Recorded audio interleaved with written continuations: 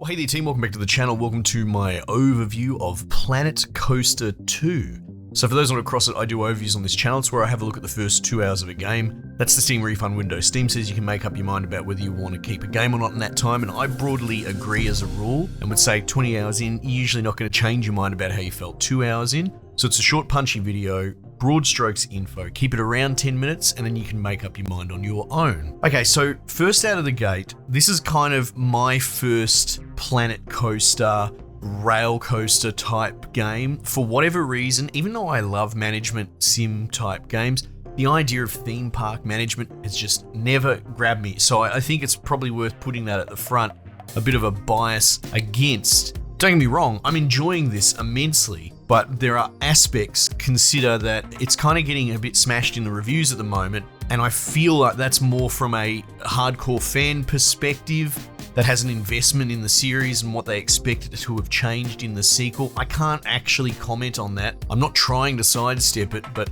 it's more, I couldn't tell you what's different, what's better, what's worse. So this is a normie explaining to fellow normies that maybe this is the first time that they're gonna step out and try this game. So beyond that, the hardcore types, I can't really say. But so far, I'm really liking it. Also, before I leave that point behind, I don't know if you are the same as me. It could be an Australian thing. We're not really big on theme parks here. We've got a couple in one state, you know, that everyone goes at once in their lifetime. But like for me, it's just never been a part of my culture. Maybe it's more an American thing. I can't really say. But I got it because even though the theme doesn't particularly attract me, let's say, I really like Frontier Developments. I like a lot of what they've covered. A lot of their first party stuff, for example, the Jurassic World Evolution games, I love. And they're obviously very similar, but for whatever reason, I don't know. I just like dinosaurs eating people better than roller coasters. But they've also done some really good third-party stuff. Great War was okay. Demon Hunters, excellent. I really like their F1 management type games, and you know, even things like, I think they picked up Stranded as a publisher as well. But their other big one, Planet Zoo, is a game that I know I would love if I put more time into it. I've played a little bit of it. I love the soundtrack, the art, the aesthetic, and you could probably argue Planet Zoo, Planet Coaster, these are kind of the same universe in a way, at least when you compare to some of their other properties. So yeah, I've jumped in, I've given it a go. I'm still not 100% sold on theme parks, full stop, but I enjoy what I've played so far. It's really quite wholesome.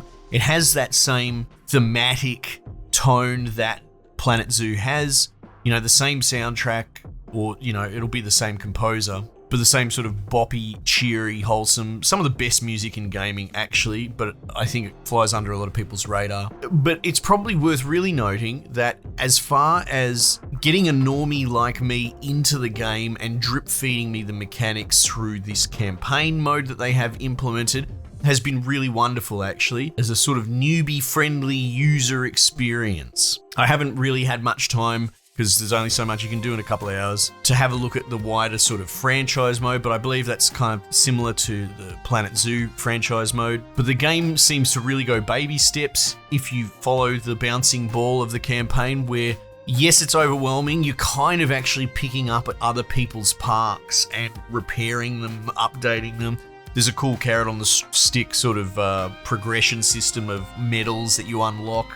And then there's also campaign-based research to unlock new rides and roller coasters and flat rides, and there's water parks and all that. I don't know if that's been in the previous games, but that's particularly interesting. That's one thing that actually kind of appeals to me, is the idea of a water park theme park. So I've made some swimming pools, and I've had to put lifeguards because, you know, some fat blokes were drowning, and that wasn't, you know, really good for my bottom line. So far it's been fun, and it's doing a really good job at bringing someone that knows nothing about any of this up to speed in what is ultimately a very overwhelming simulation, because I've gotten through the prologue. I'm in the first sort of chapter. It's got a very cute theme. You know, they've discovered this abandoned roller coasters from an ancient era of previous descendants, and we need to reconstruct the roller coasters to understand our ancestors. And I'm like, okay, yeah, sure, whatever, let's go for that, that's fine.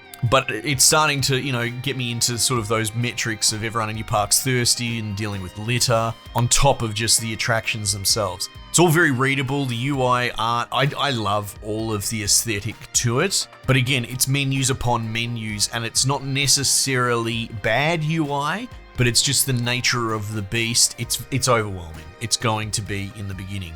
But again, to circle back to it, it's doing as good a job as you could possibly hope for, I honestly think, because I've not been too overwhelmed. Which arguably is maybe one of the reasons I never got into Planet Zoo quite as much. Maybe I just jumped straight into make a custom park from scratch, very deep end sort of stuff. So look, this is a very welcome thing to have in the game from the outside coming in. I will say, in the early going when it had me kind of repairing roller coasters, which is pretty novel, and the gaps between two bits were kind of small. You could sort of auto-complete them. You could press it and the game would lock on.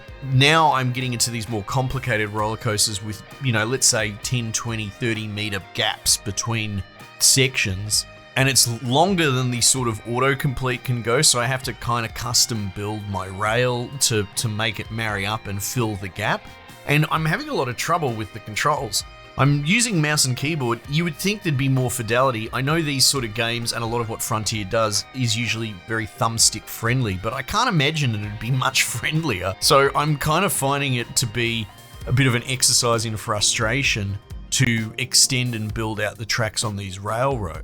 And I kind of dread the idea of having to build one from scratch, because you do tests. It's kind of got like a Mario Maker sort of thing. You can build your roller coaster, but you're not allowed to press the go button on it until it stops killing people, basically. It has to be able to complete once. And there's all metrics on excitement and vomiting and all that sort of stuff, which is pretty cool. And part of me is really quite drawn to the idea of building a roller coaster from scratch and trying to really min-max the excitement and all those numbers and the G-force that it measures in real time. So that's all really cool. But again, and I don't have a great solution because it's not like I've dabbled in this genre before, I just find the building of the roller coasters to be actually really quite unwieldy. And I guess it's, you're trying to manipulate in a 3D space. And this could just be because, honestly, I've got an engineering background. I've had to do 3D CAD modeling, in software built for literally this sort of stuff, I suppose. So I don't know.